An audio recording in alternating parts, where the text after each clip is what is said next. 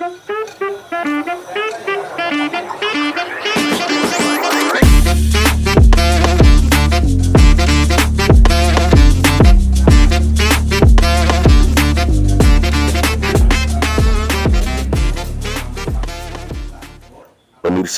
jelang pemilihan kepala desa serentak yang hendak digelar di Banyuwangi, Jawa Timur, ada banyak persoalan dan protes yang muncul di masing-masing warga desa.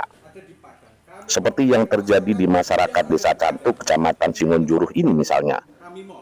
Sejumlah orang yang mengatasnamakan warga Cantuk yang mewakili masing-masing pendukung bakal calonnya saling beradu protes terkait proses aturan dan mekanisme penyelenggaraan Pilkades di hadapan pejabat pemerintahan dinas dan kecamatan setempat. Pejabat pemerintahan dinas dan kecamatan setempat tersebut, yakni staf fungsional Dinas Pemberdayaan Masyarakat Desa atau DPMD Banyuwangi, Freddy Budi Mulyo, Kapolsek Singonjuruh AKP Arif Wahyudi, PLT Camat Singonjuruh Anas Sugiarto, Panitia Pilkades Desa Cantuk, dan BPD setempat. Dari sejumlah protes yang disampaikan masing-masing warga pendukung bakal calon kepala desa di Desa Cantuk ini, di antaranya ditujukan terhadap Panitia Pilkades Cantuk yang dianggap kurang adil dalam mengemban tugas dan fungsinya. Sementara sejumlah warga lain memprotes dan menuding pihak BPD Desa Cantuk yang terlalu ikut campur dan bahkan masuk ranah wilayah tugas kepanitiaan Pilkades. Cari koordinasi yang tenang aja. Santai mawon, saya mau. Pak, ngomong Pak, jaga Pak ya. Pak, misalnya jaga Pak.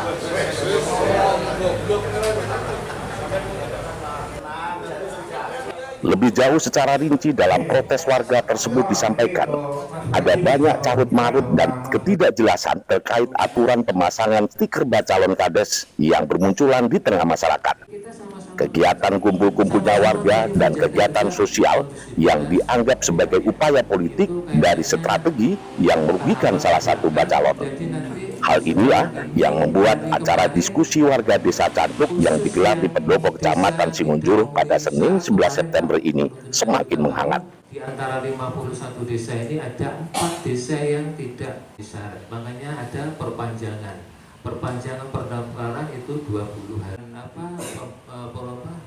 Terkait apa yang dipermasalahkan untuk pelaksanaan yang terindikasi ada kampanye terselubung atau mungkin start awal dari masing-masing bakal calon, itu sudah diatur di Pergub 39 pasal 36 itu huruf D bahwa semua kegiatan ataupun mungkin pemberian atau kegiatan atau pemasangan banner sebagainya yang itu dilaksanakan oleh bakal calon atau calon ini yang tentunya melanggar ketentuan kampanye harus ada tindakan dari panitia tentunya, dan itu pun juga dasarnya atas pelaporan yang dari pihak yang merasa dirugikan terhadap pelaksanaan kegiatan.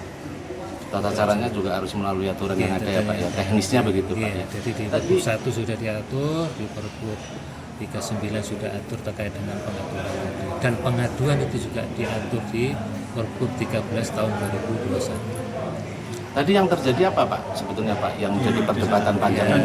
Tadi itu persepsi apa nih Pak, mungkin kegiatan atau mungkin ya curi start tadi dari masing-masing calon yang ada, salah satunya mungkin merasa dirugikan, satunya juga mungkin tadi tidak ada ketegasan dan lain sebagainya. Makanya kita setiap saat sering ada sosialisasi, edukasi kepada panitia, BPD dan kecamatan agar apa kiranya semua berjalan dengan tahapan dan aman dan terkendali. Tadi disebutkan ada selebaran apa namanya stiker kemudian beras. Nah, itu Pak, itu gimana Pak? Tadi sudah koridornya memang sudah diatur di Pergub, tapi lebih terjemahan lagi ada di tata tertib panitia dan tata cara kampanye yang dibuat oleh panitia. Tentunya mungkin lebih spesifik mereka bisa menerjemahkan mana sodakoh dan sebagainya.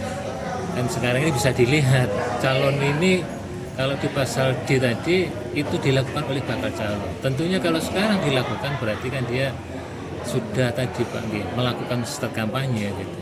Kalau dulu mungkin ya tadi, tapi di Pergub diatur setiap orang, berarti semua orang ketika di luar wakil kampanye itu tidak dibolehkan untuk kampanye. Intinya itu kan. tinggal nanti pengaturan di masing-masing desa melalui target dan tata cara kampanye. Artinya di masing-masing desa berbeda begitu Pak? Ya tentunya ada perlakuan berbeda, tapi secara prinsip ada tadi pelarangan di luar waktu kampanye untuk kegiatan kampanye. Tinggal menerjemahkan kampanye itu bagaimana, tidak kampanye bagaimana. Tapi sekarang kan memang repot membedakan. Seperti di Tentang lembaga Pak, itu harus gimana? Kalau lembaga itu netral, ya harus netral. Kalau lembaga itu calon, ya harus mundur Pak. Kayak saya, contoh saya Pak, langsung mengundurkan diri jadi tim suksesnya Habib Ansori. Matur suwun. Saya ini menambahkan sedikit di sini terkait adanya kecurangan-kecurangan, kan teman-teman ya, pelanggaran, bisa dikatakan pelanggaran. Ini sebenarnya simpel saja Pak, ketegasan dari panitia ini kurang tegas.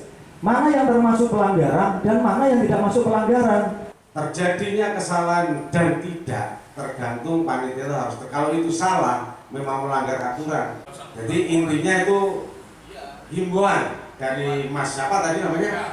Mas Dika. Jadi seperti itu Pak. ini gimana Pak dari jenengan? Ya, sebenarnya kami dari perwakilan dari Mas Imam selaku bakal calon kepala desa dengan pertemuan kali ini, memang kami masih belum puas. Satu terkait KBBD, karena masih ada BBD yang terlibat mengajak warga untuk memilih salah satu calon, tapi kami tidak beri kesempatan untuk menjelaskan. Harapan kami sebenarnya ke pihak-pihak yang terkait, sebenarnya kami dikasih waktu dulu biar clear permasalahan ini.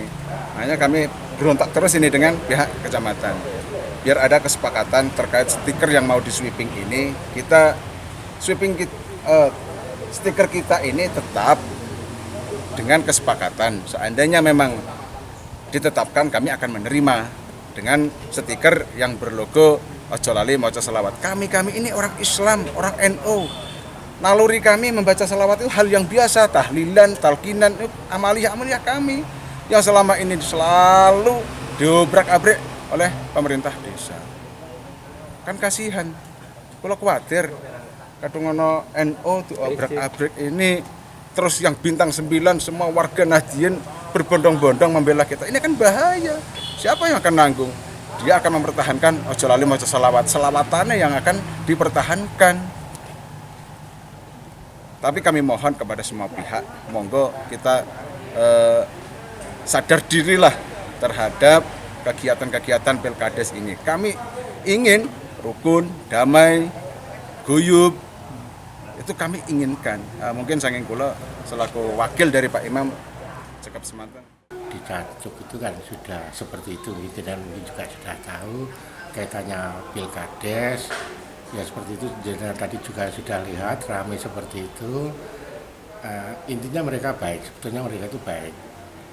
Namun mereka ada yang tidak kepuasan. Sebetulnya hal ini saya kira tadi juga sudah selesai kan, juga dikasih sama BPD tadi ya. Kalau BPD waktu panitia terkait contoh gambar, pemasangan gambar ketika yang memasang belum tahu aturannya, mereka memasang. Ketika dikasih tahu aturannya, mereka kan juga mau melepas sendiri seperti itu. Jadi intinya kemungkinan ketidaktahuannya terhadap aturan-aturan yang berlaku. Saya kira itu. Hasilnya gimana tadi itu Pak? Ya kalau saya kira sudah cukup ya, karena ini semua kan ada aturannya. Ketika salah satu bakal calon tadi menyampaikan kalau kita terus-teruskan tidak akan selesai ini, makanya kan langsung kita tutup karena sudah hal itu tadi tahu ya. Ini sudah sampai di sini sudah, berikutnya jangan sampai ada mengulangi kesalahan ya. Gitu. Artinya sudah ada kesepakatan semua pihak ya Pak ya. Kalau sepakatnya terbukti sampai saat ini kan masih ramai seperti itu, nanti mereka juga akan sadar sendiri. Saya kira seperti itu. Warga Cancuk baik-baik. Berikan dokumen nomor dan Selama hampir 2 jam acara ini digelar, protes warga di hadapan sejumlah pejabat kecamatan dan dinas terkait ini awalnya masih belum ada titik kesepahaman. Namun, setelah masing-masing pihak atau elemen masyarakat ini diberikan kelonggaran menyampaikan alasan dan fungsinya, akhirnya kebuntuan dan banjir protes pun tersudahi. Semua pihak penghadir dalam agenda ini bersepakat damai dan akan kembali fokus mengikuti aturan mekanisme yang ada.